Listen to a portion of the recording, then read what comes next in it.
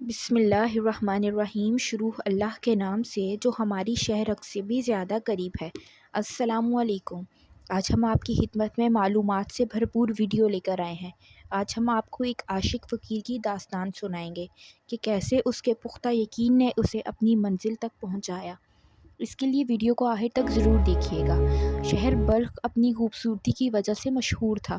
موسم گرما میں لوگ بلخ کا رخ کیا کرتے تھے۔ یہ جشن بہارا کے دن تھے۔ وہاں سے کارواں گزر رہا تھا۔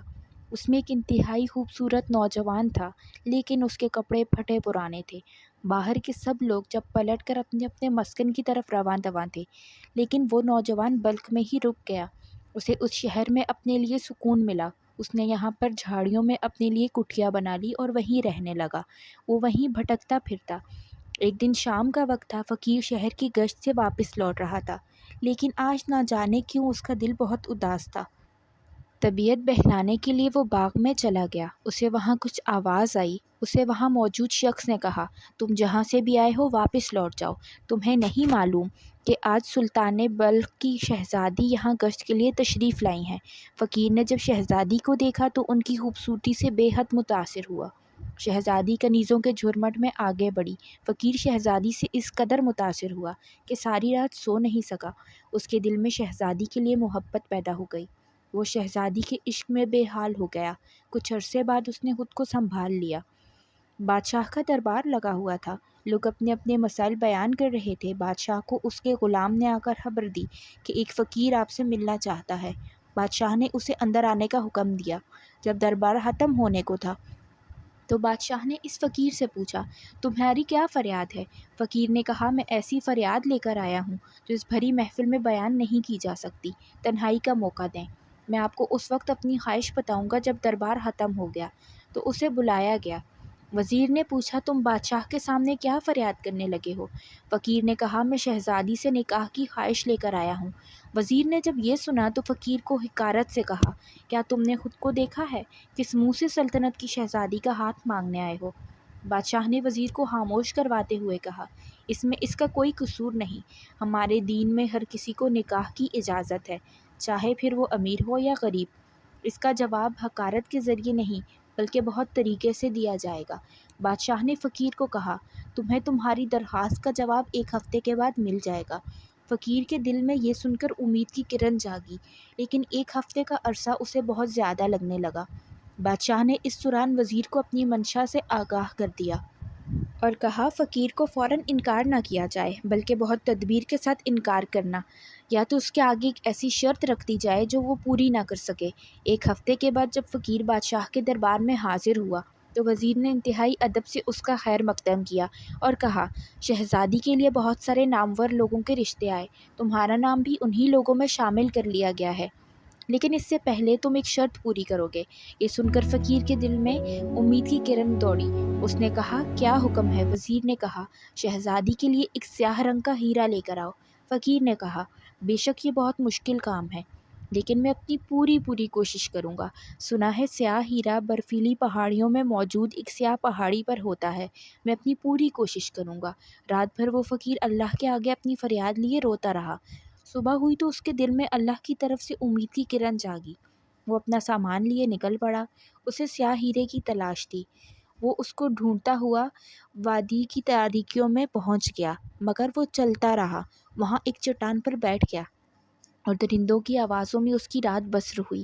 صبح ہی صبح اسے کسی نے شانے سے ہلا کر اٹھایا۔ اس نے دیکھا تو ایک بوڑھا شخص تھا جو کہہ رہا تھا، بیٹے یہ بیٹھنے کا وقت نہیں ہے، ایک چٹان ٹوٹ کر گر چکی ہے، تم اپنے نکلنے کے لیے راستہ بناؤ، شام تک یہاں سیلاب آ جائے گا۔ فقیر گھبرا کر اٹھا اور چل پڑا۔ اسے راستے میں کچھ دکھائی نہ دیا۔ اس نے دیکھا کہ آگے جا کر ایک چٹان ٹوٹی ہوئی ہے اور چٹان میں چمکتا ہوا پتھر دکھائی دیا تو اس کی خوشی کی انتہا نہیں رہی۔ اسے نہ جانے یہ یقین تھا کہ یہ وہی ہیرا ہے جسے وہ ڈھونڈنے کے لیے نکلا تھا۔ وہ خوشی کے عالم میں اپنے ملک کی طرف روانہ ہو گیا۔ سفر میں اسے کئی دن گزر گئے۔ جب وہ بلخ پہنچا تو دربار میں حاضر ہوا تو وزیر نے کہا، تم پھر آ گئے جبکہ تمہیں بتا دیا گیا تھا۔ فقیر نے کہا، میں شرط پوری کر کے آیا ہوں، اور وہ سیاہ چمکتا ہوا ہیرا بادشاہ کے آگے رکھ دیا۔ سب درباری منفرد اور نایاب ہیرے کو دیکھ کر دنگ رہ گئے۔ فقیر نے اپنی خواہش کا اظہار کیا اور کہا میں نے اپنی شرط پوری کر دی ہے، اب میری خواہش پوری کی جائے۔ وزیر نے کہا اس میں کوئی شک نہیں کہ تم کامیاب ہو کر لوٹے ہو، لیکن اس کے بعد ایک اور شرط ہے جو تمہیں پوری کرنی ہوگی۔ فقیر یہ سن کر مایوس ہوا، لیکن اسے اس کے عشق نے ہمت دی۔ اس نے حامی بھر لی اور پوچھا اب کیا شرط ہے؟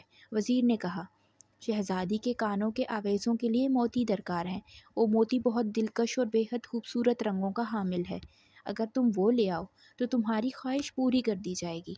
فقیر ایک بار پھر منزل مقصود کی خاطر ایک اور امتحان کے لیے نکل پڑا۔ اب کی بار وہ ایک سمندر پر پہنچا۔ اس کے عشق کے جنون نے یہ فیصلہ کیا کہ وہ اپنے ہاتھوں سے اس سمندر کو خالی کر دے گا اور موتی ڈھونڈ نکالے گا۔ یہ کام کرتے ہوئے اسے بہت دن گزر گئے، لیکن بے سود۔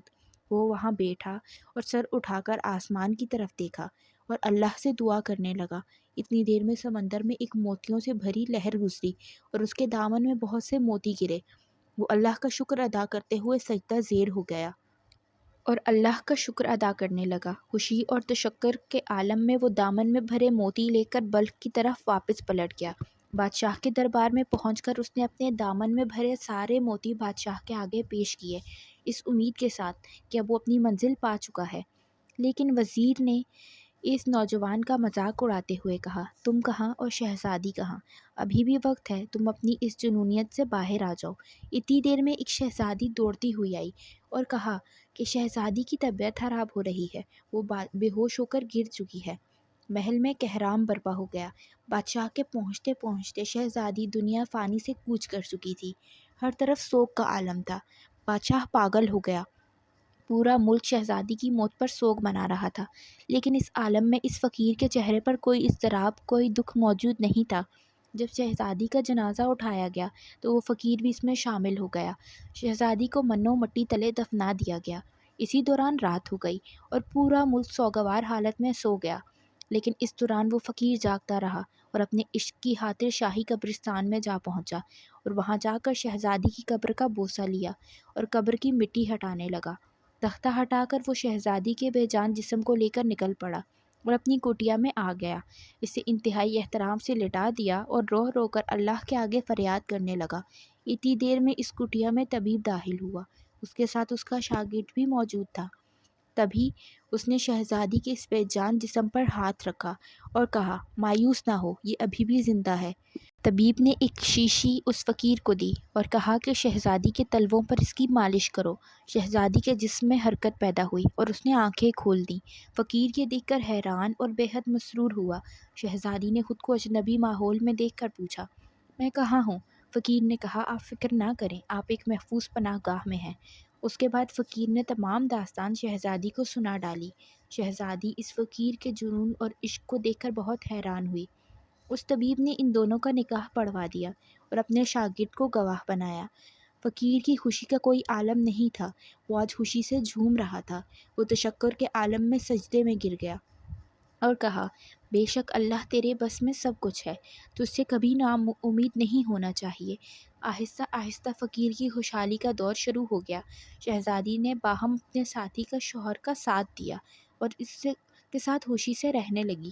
فقیر کی کٹیا محل سے زیادہ دور نہیں تھی۔ محل کی لاڈلی بیٹی کی موت کے بعد بادشاہ پہلے جیسا نہ رہا۔ وہ دین کی طرف راغب ہو گیا اور بہت سی مساجد اور مدرسے تعمیر کروائے۔ بادشاہ ہفتے میں ایک بار بچوں کے ساتھ ایک محفل منعقد کرواتا۔ بادشاہ کے آنے پر بچوں نے اسے سلام کیا۔ بادشاہ کی نظر ایک بچے پر پڑی اور وہ وہیں ٹھہر گئی۔ اس نے اس بچے کو اپنے پاس بلایا اور معلم کو بلا کر کہا اتنا خوبصورت اور روشن چہرے والا بچہ کس کا ہے؟ میں نے تو اسے پہلے کبھی نہیں دیکھا۔ معلم نے کہا حضور کچھ دن پہلے ہی اس کا باپ اسے یہاں لایا تھا۔ بادشاہ نے بچے کو اس کے باپ کو ساتھ لانے کا حکم دیا۔ جب فقیر نے یہ سنا تو یہ ساری بات شہزادی کو بتا دی۔ شہزادی پریشان ہو گئی۔ اسے محسوس ہوا کہ آج سچ ظاہر ہونے کا وقت آ چکا ہے۔ فقیر بھیس بدل کر اپنے بچے کے ساتھ محل میں داخل ہوا۔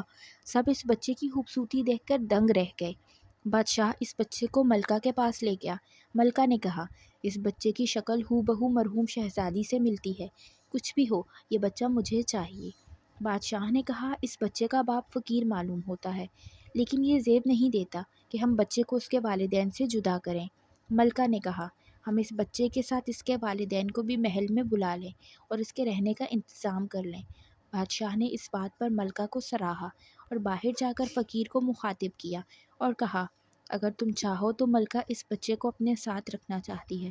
فقیر نے کہا، اس کی ماں کبھی اجازت نہیں دے گی۔ بادشاہ نے کہا، اگر بچہ اپنے ماں باپ سمیت محل میں آ جائے تو سب بہتر ہو جائے گا۔ فقیر نے کہا، فی الحال میں کچھ نہیں کہہ سکتا۔ بادشاہ نے اس پر کہا، تمہاری بیوی سے ملکہ خود بات کر لے گی۔ ملکہ یہ بول کر وہاں سے نکلی اور اپنی شاہی سواری پر فقیر کی جھونپڑی کی طرف چل پڑی۔ جب وہ جھونپڑی کے آگے رکی تو فقیر کو خبر دی گئی کہ ملکہ تمہاری بیوی سے ملنے آئی ہے۔ یہ سن کر فقیر بوکھلا گیا اور شہزادی کو جا کر بتایا۔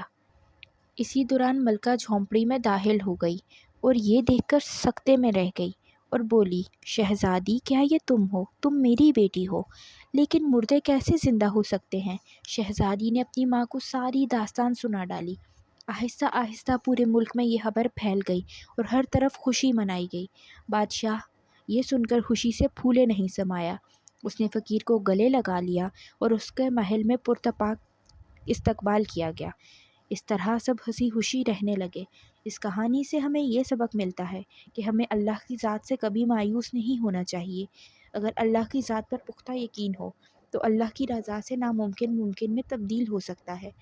امید ہے آج کی ویڈیو آپ کو اچھی لگی ہوگی۔ ویڈیو پسند آئے تو ویڈیو کو لائک کریں۔